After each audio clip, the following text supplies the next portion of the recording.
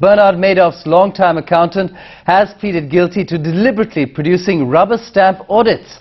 David Freeling denied having any acknowledgement of the Ponzi scheme, but he did own up to 9 criminal charges against him. Freeling was Madoff's independent auditor from 1991 until the fraud exploded in December 2008. The former outside accountant for Bernard Madoff's firm pleaded guilty to fraud charges on Tuesday.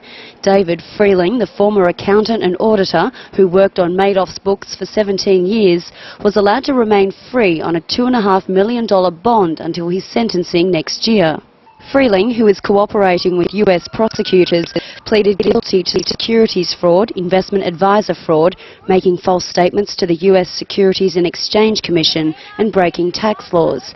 But he told a US judge he didn't know about Madoff's multi-billion-dollar Ponzi scheme, which shook investor confidence and market regulators who missed it. Freeling told US Judge Alvin Hellerstein, quote, "At no time was I aware that Mr. Madoff was engaged in a Ponzi scheme." He went on to say he, quote, "never had contact with investors and never acted as a feeder to investors." 71-year-old Madoff is serving a 150-year prison sentence after pleading guilty to the decades-long fraud scheme, which cost investors up to $65 billion.